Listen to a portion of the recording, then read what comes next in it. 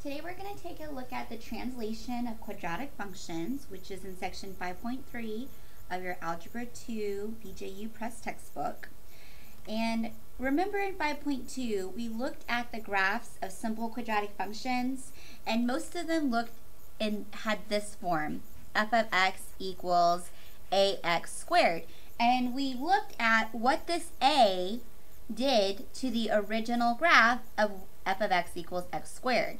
So this was the original graph of f of x equals x squared, and that a value either turned it upside down if it was a negative, and then it made it wider or more narrow based on if a was a fraction or if it was bigger than 1. So we looked at what the a value did, and now what we're going to see how the parabola is translated vertically and horizontally. And it's going to translate vertically up and down based on the constant value in the quadratic function. So let's go ahead and take a look at this function. We're going to look at f of x equals x squared plus 3. So remember, this graph right here was f of x equals x squared. So we've added a constant, a plus 3 on there. So what we're going to do is we're going to go ahead and just graph this by hand. I'm going to go ahead and set up a table with x's and y's. So if I plug in 0 for x, then I'll get 3. And if I plug in 1 for x, so 1 squared is 1, and then 1 plus 3 is 4, I get 4. And if I plug in negative 1 for x, negative 1 squared is 1, and then 1 plus 3 is 4. So plus or minus 1, they both go to 4, right? And then plus or minus 2, because it doesn't matter because it's being squared, 2 times 2, or negative 2 times negative 2, those are both 4, and then 4 plus 3 is 7. And then I have plus or minus 3. So 3 squared or negative 3 squared, both of them go as 9, plus 3 is 12. So I have some ordered pairs here that I'm going to go ahead and plot. And so it looks like we have 0 goes to 3, and 1 and negative 1, those both go to 4.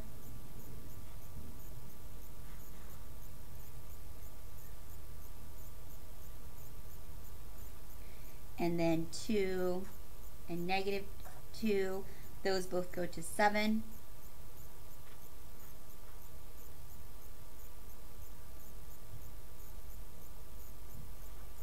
And then we have 3 and negative 3, and both of those are going to go to 12. It's all the way up there. All right. So we can sketch that parabola.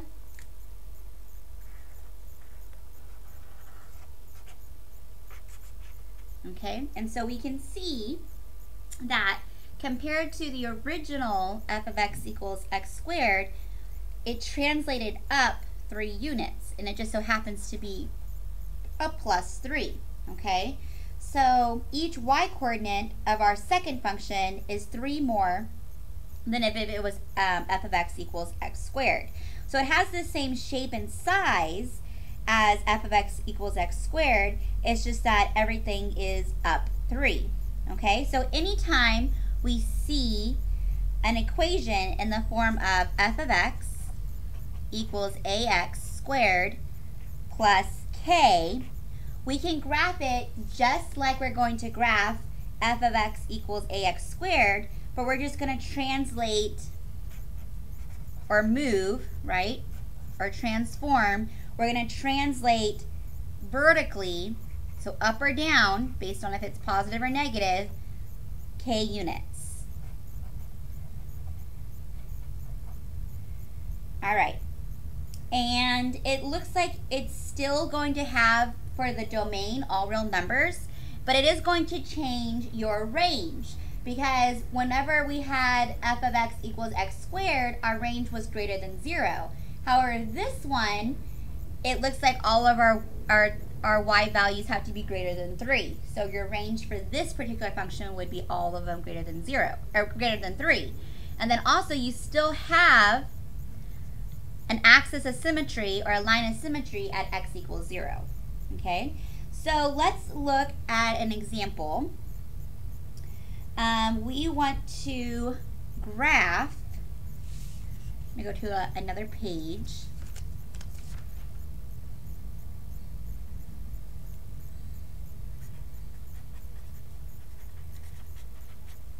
We want to graph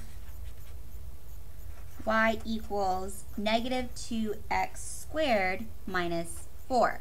So the first thing we want to do is just take a look at this function and compare it to what we know the parent function y equals x squared looks like, right? That's what this is, y equals x squared, and we're graphing y equals negative 2x squared minus 4.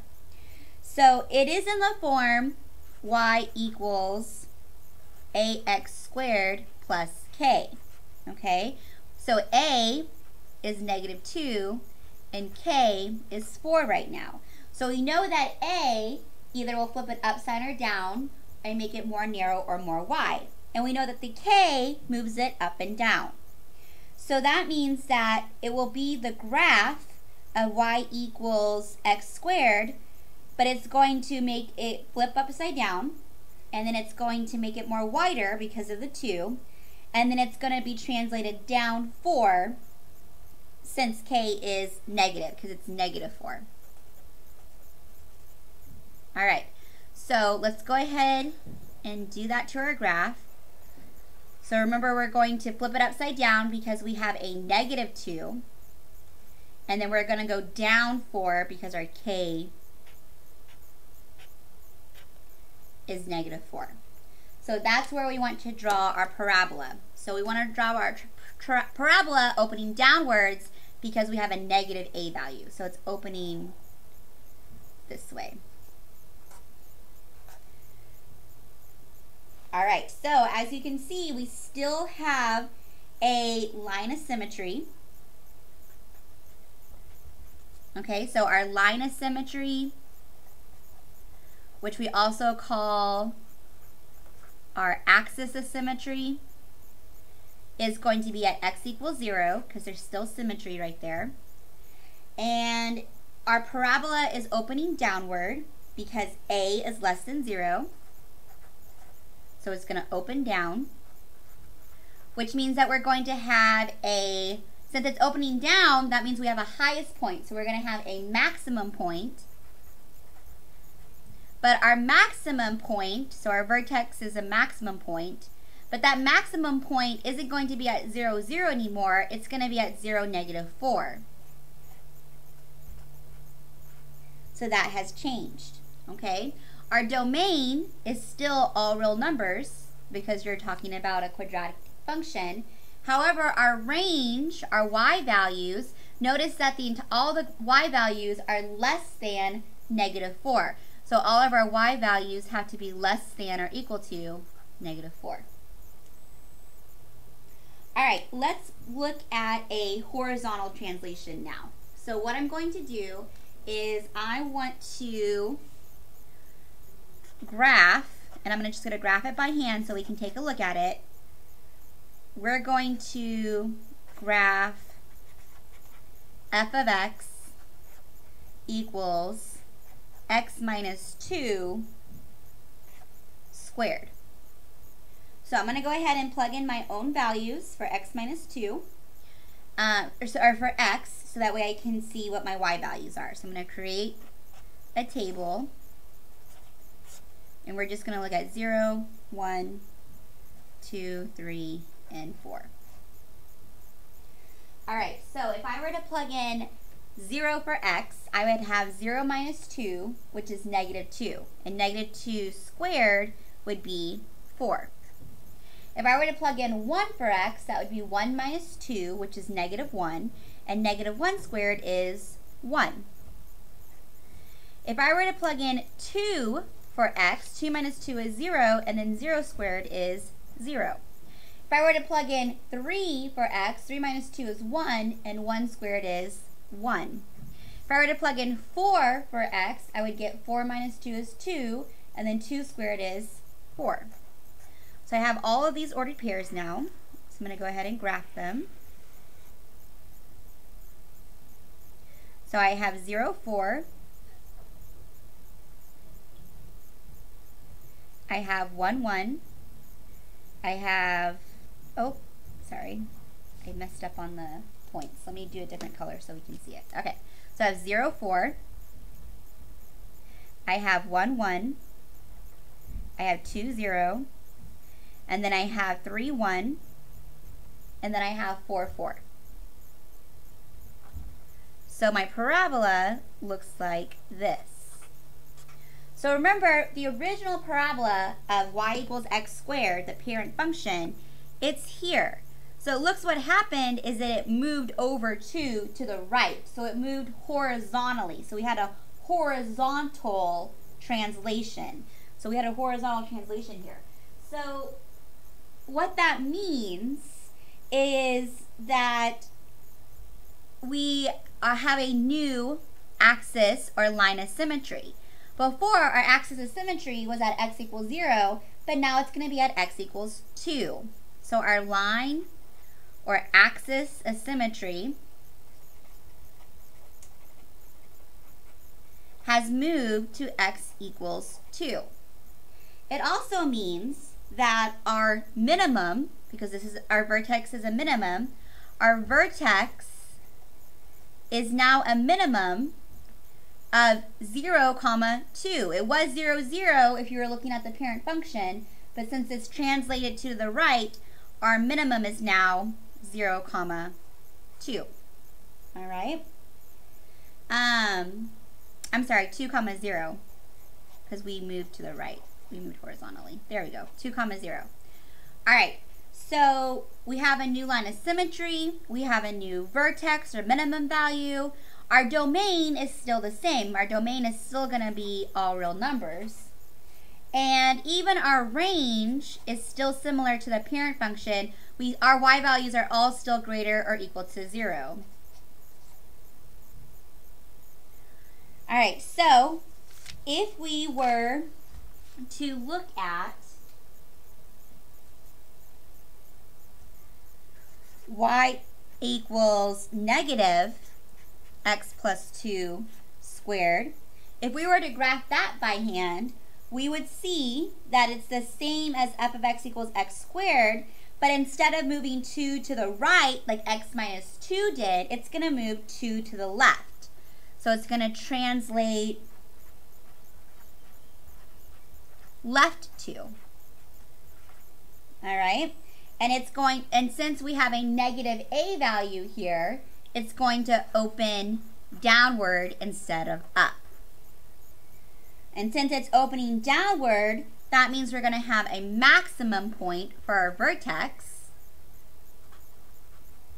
And since it's translated left 2, instead of our vertex being at 0, 0, it's going to be at negative 2, 0 because it moved left 2.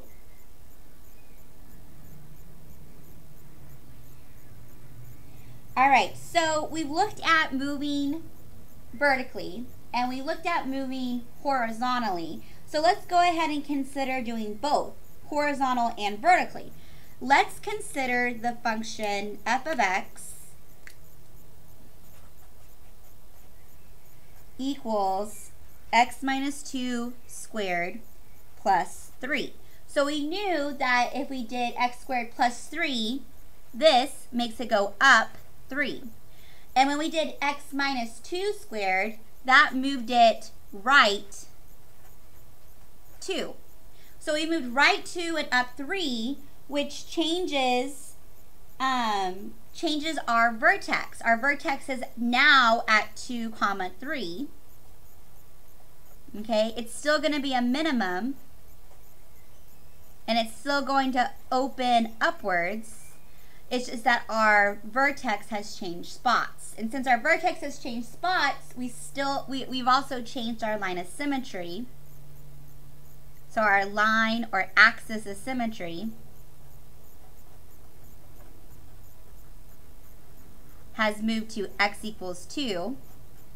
And our domain is still all real numbers, but because we have moved up 3, our range is now all the y's greater or equal to 3. All right, so this function, f of x equals x minus 2 squared plus 3, this is kind of in a weird form. We typically don't see quadratic functions in this form.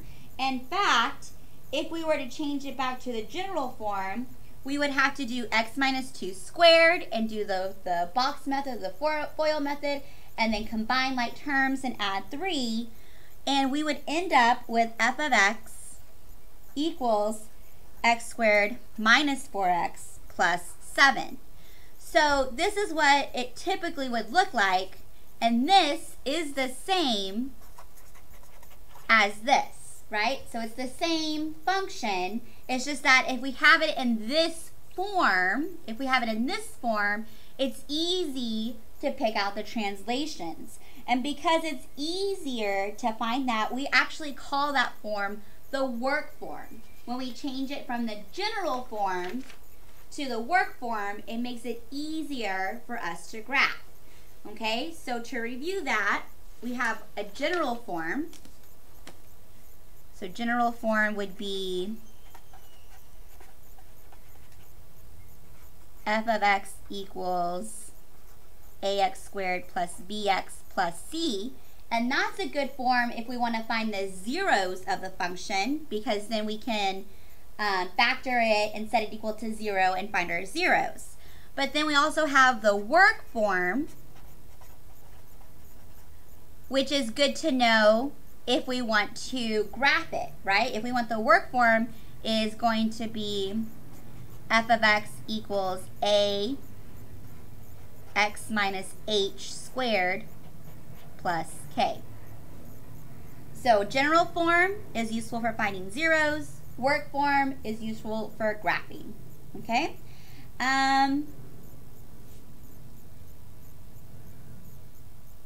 Let's go ahead and do another example of graphing a function that is in work form, so we can see more how to do that easily. Let's do example 3.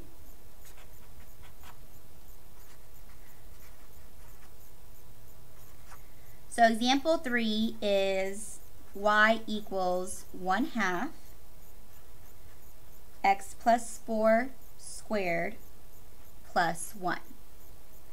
Okay, so first of all, let's take a look at the a value. It is positive, so it's still going to make our parabola go upwards.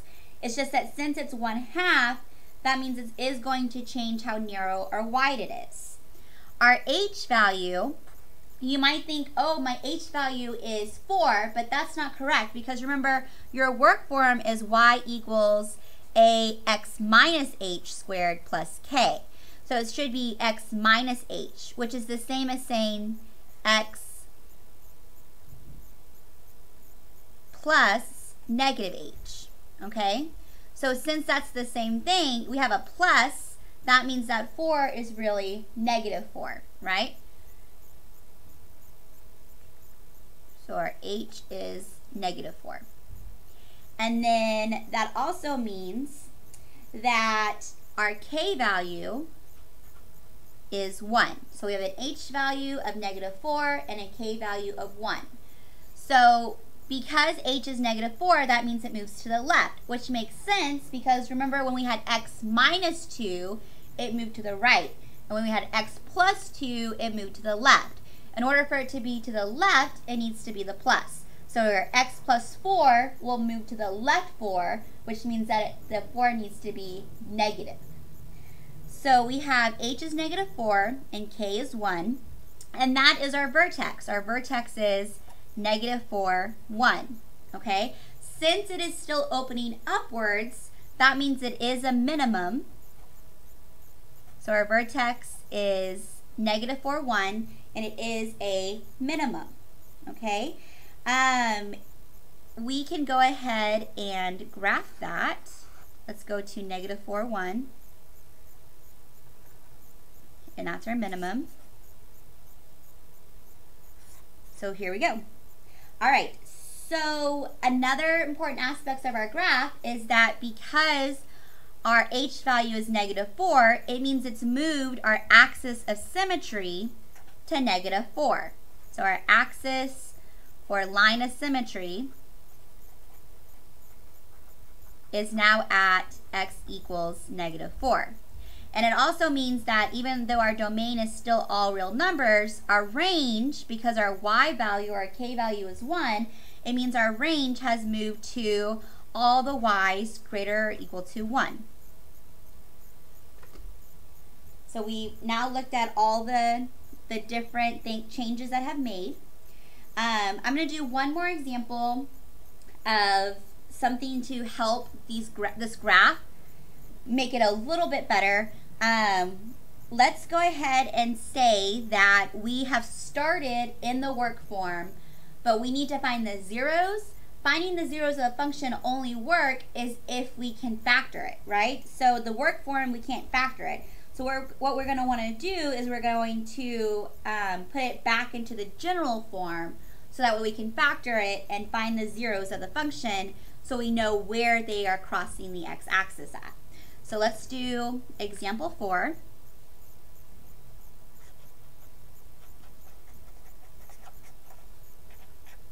Which says find the zeros of g of x equals x minus 2 squared minus 25. And then graph the function. So I know right off the bat that my vertex is at 2, -25. So I could graph that if I really wanted to. I could just graph 2, -25, and I know that it's going to be opening upwards, and that's good, right? But I want to know if I were to graph that function,